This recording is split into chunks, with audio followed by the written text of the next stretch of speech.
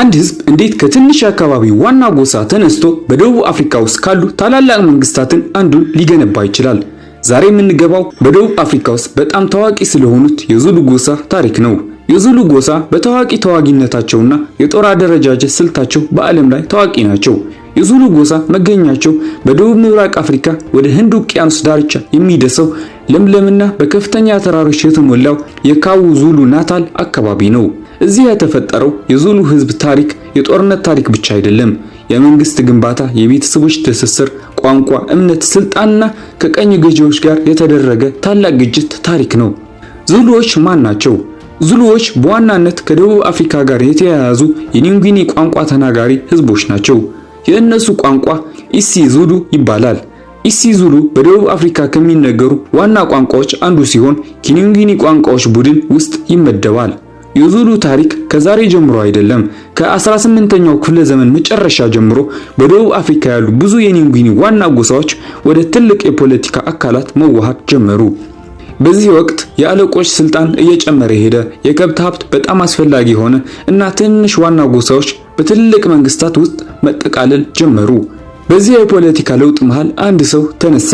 ስሙ ሻካ ይባላል። ሻካ በግምት በ1787 ተወለደ። አባቱ ስንዛንጋ ካኖ የዙሉ ዋና አለቃ ነበር። እናቱ ደግሞ ናንዲ ትባላለች።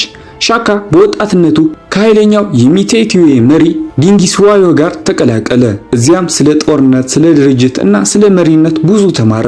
ከዚያም በኋላ የራሱን የዙሉ አለቅነት በ1816 አካባቢ ተቆጣጠረ እና ከዚያ በኋላ የታሪክ አቅጣጫውን ለወጠው። ሻካ በአካባቢው ያሉ ብዙ ዋና ጎሳዎችን ማሰባሰብ ጀመረ። አንዳንዶቹ በጦርነት ተሸንፈው፣ አንዳንዶቹ ደግሞ ወደ አዲሱ የዙሉ ስርዓት ተዋሃዱ። ሻካ በዘመኑ ከመቶ በላይ ዋና ጎሳዎች ወደ አንድ የዙሉ መንግስት እንዳጠቃለለ ይነገራል። እናም ዙሉዎች ጠንካራ የሆነ የውጊያ ልምድና ታክቲክ ተማሩ። ሰራዊታቸውም አይበገሬ ሆነ። ዙሉዎች ብዙ ጦርነቶችን አድርገዋል። ነገር ግን ከሁሉም የሚገርመውና አስደናቂው የአንጉሎ ዙሉ ጦርነት ነው። በ1879 የብሪታንያ ጦር ከዙሉ መንግስት ጋር ጦርነት ገባ። በዚያን ጊዜ የዙሉ ንጉስ ቺቴዋዮ ካምባንዴ ነበር። የዙሉ መንግስት በዚያን ጊዜ ከሻካ ዘመን በኋላ ብዙ ዓመታት አልፈውታል። ቢሆንም አሁንም ኃይለኛ መንግስት ነበር። በጥር 22 1879 በኢስላንድ ዋና አካባቢ የዙሉ ጦር ከብሪታንያ ጦር ጋር ጦርነት ውስጥ ገቡ። በቁጥር ብዙ የነበረው የዙሉ ጦር የብሪታንያን ኃይል አሸነፈ። ይህ ለብሪታንያ ጦር ትልቅ ውርደት ነበር። ለዙሉዎች ደግሞ እየተዘከረ የሚኖር ትልቅ ድል ነበር። ከዛም ቀጥለው ዙሉዎች በሮክስ ድሪፍት የሚገኘውን የብሪታንያን ጦር በድጋሚ ያጠቁ። ነገር ግን ብሪታንያ ተጨማሪ ወታደራዊ ኃይል አመጣች። ከዛም የዙሉ መንግስት ተሸነፈ። ንጉስ ቺታዋያም ተያዘ። የዙሉ መንግስትም እንደ አንድ የተዋቀረ ኃይል ተበታተነ።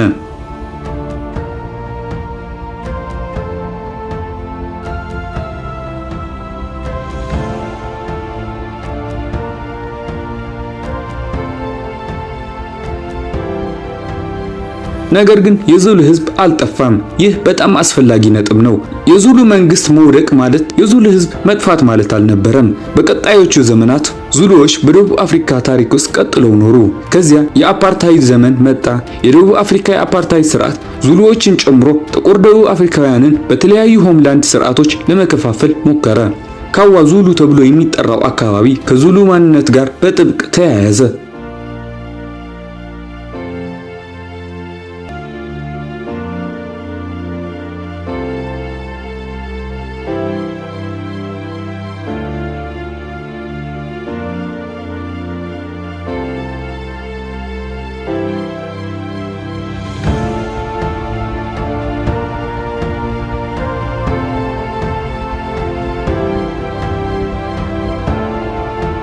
ይህ ዘመን ግን የዙሉ ማንነትን አላጠፋውም።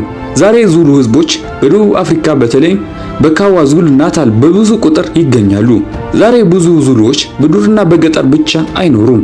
እንደ ደርበን፣ ፒተር ማርቲስበርግና በጓታንግ ከተሞች እንደሚገኙ ምንጮች ይገልጻሉ። ዛሬ ዙሉዎች የሚሰሩ፣ የሚማሩ፣ በከተማ የሚኖሩ እና ዘመናዊ የደቡብ አፍሪካ ማህበረሰብ ውስጥ ትልቅ ቦታ ያላቸው ሰዎች ናቸው። ነገር ግን ዙሉዎች ቋንቋቸውን፣ ታሪካቸውን፣ ቋንቋቸውንና ባህላቸውን አሁንም አልረሱም። ለማንነታቸው ትልቅ ቦታ ያላቸው ህዝቦች ናቸው። ዙሉዎችን ከወደዳችኋቸው እና ቪዲዮውን እስካሁን ካያችሁት ሰብስክራይብ ሳታደርጉ በጭራሽ እንዳትወጡ። እና በቀጣይ ቪዲዮ እስከምንገናኝ ድረስ ክፉ አይንካችሁ፣ ይመቻችሁ።